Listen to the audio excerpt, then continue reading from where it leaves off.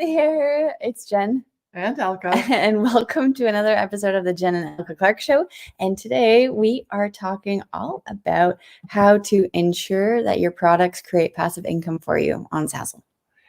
Yeah, and it seems rather odd to say that because when you post your products for sale on Zazzle, they are passively working for you. But that's the big misconception, that as soon as you post a product, you expect a sale. And there are certain things, actually, like lots of things, that need to be done in order for you to have that product translate into a sale or some sales or even a ton of sales. We have some products that we've put up even back in 2008, and they have yet to make a sale, even though we continue to work on them, design them, and so on.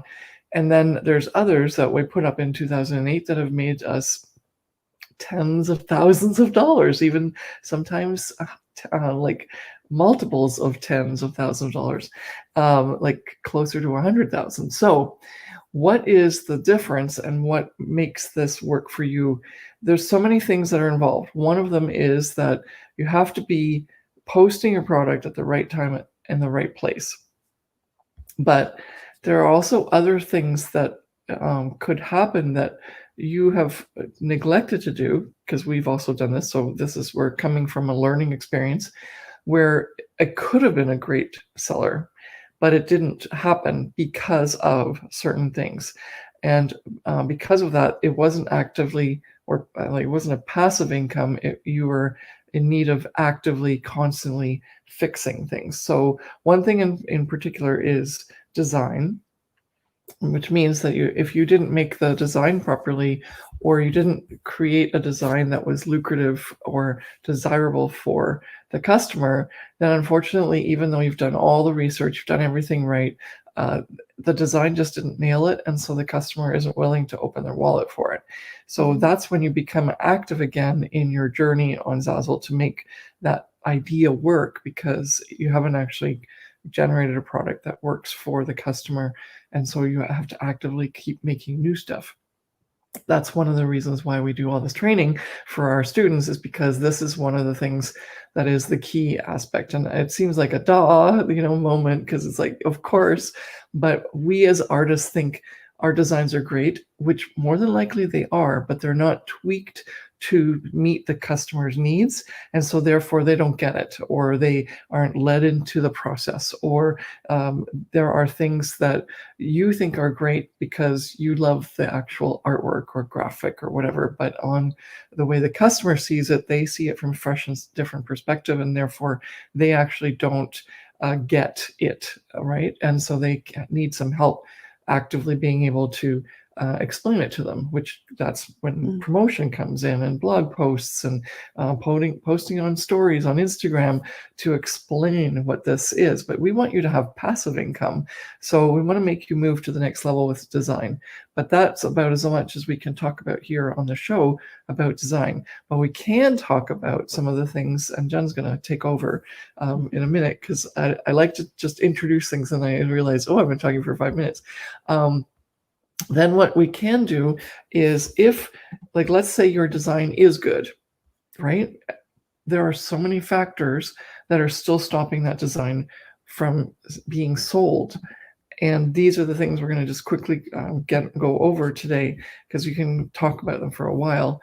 But we really want you to at least have these other things fixed or set, or be aware of, so that you can definitely have only the design as an issue that might be the reason why they're not selling, if that makes any sense. Yes. Okay. I'm going to summarize the what we we'll do a tag team if you want. Okay. Yeah. So the first one is really obvious, because we want you to be, remember, this is perceivable, passive, profitable. So the first thing is, we want you to have as much passive income as possible, which means you have to work, and profitable, so you have to work the least amount of hours. So what's the first one? I know it sounds really very silly and simple, but make sure that you're logged into your account. We have had so many people and designers and even students and myself who have made an amazing design and then all of a sudden realize that we're not logged in, and you have to create the design again. You have to then go and log in and then make the design and use that product and actually create it again. You can't just log in and all of a sudden it'll be there. So that's unfortunate, because we've had a lot of people make a lot of designs as well, multiple different products, because when you're on a roll, you're on a roll. So make sure you're logged in. You want to make sure that there's your logo or the little man is logged in and you can see your account, because if not, then that's a roadblock that you're going to come across and be very frustrated at. The second is picking the right product. And this is very important when it comes to design, because you can have a really great design, but if it's not on the right type of product, then the design actually won't work. And this has nothing to do with like if you should put it on a t-shirt or a mug. This is more specific, right? Yeah. Well, if you want to go into that and explain what that means. Oh, yes. Well, for example, the one thing that we want to really emphasize is, especially Zazzle's paper products, they have been designed, spread out into various departments. And therefore, if you wanted to, let's say, do a save the date announcement for a wedding, then you must pick the 5x7 flat card, if that's what you want to design on, specifically designated as a product you can start with as a blank in the save the date department tree on the create your own menu. If you choose now a holiday flat card rather than a save the date, that even though you've designed it as a save the date, you've tagged it as a save the date, you've titled it as a save the date, it's still not going to show up in the announcements card section on the Zazzle sort menu. And so as much as you may get it all right, if you don't start out with a proper paper product, for example, then you're not going to be able to have that product even be found in that section, let alone even though you've done all the things correctly. This is going to happen to more and more products, but specifically right now, the paper products are a really good example. Yeah. And that also goes forward when you make a product going forward in the future. And then also if you'd previously made a product, for example, there was a really great example where people were using postcards at one point for table number cards. And now the table number cards actually have a designated table number card. Well, they first even made a table number card. Because we didn't used to have one. So if you were using older products to take place of the newer products, you also want to make sure that that doesn't carry through your product making in the future. Okay, so then now we want to make sure that you're using the bounding boxes properly when you're creating your templates on your Zazzle products or using text. This is very important, because when you're creating a product and you have text and it's used as a template and someone comes in as a potential customer and tries to change the text to either change their name or change the event location, etc., anything that you have as a text, your text bounding boxes need to be to the edge of the green line of that product, because if not, then when they put in their own information, then the text looks very different compared to what they might be actually seeing on the mock-up image, and it can actually ruin the design sometimes if they create or if they put in longer text than what you've used as a template, and it'll bump it down. So actually the text will build on top or underneath itself. And if you have other text that's right underneath that text box, sometimes it actually bumps on top of it. Go on top of it, Yeah. So make sure your text bounding boxes are always to the green edge here. I'm just reading my notes. Okay, so now you want to make sure your templates are set up properly with text. And this can go for your text templates and also your image templates, because if you create a potential template, let's say you create a mug with the word Jennifer on it or whatever, use a name then Jennifer. Everybody's using the name Jennifer. But for my example, if I have the word Jennifer on it or the name Jennifer on my mug, if I don't make that a template, then by accident, I'm losing so many potential customers because they're not able to change their name easily. There are some customers who know how to go into the customize further option and change what the actual design looks like, but a lot of them don't. So if you create a mug with a name on it and you forget to create it as a template, then the only people who could potentially buy that mug would be the people who have that exact name. And then that also goes for images too. If you create a really nice, let's say, holiday card or wedding invitation or even a birthday card with a photo on it, or any other product that has an image, if you don't create that as a template and make sure that that's selected with the fill option, then your product probably will not be sold, because people will not want to buy a product with a template or like a mock-up photo, or emplacement photo, I want to say, like stock photography.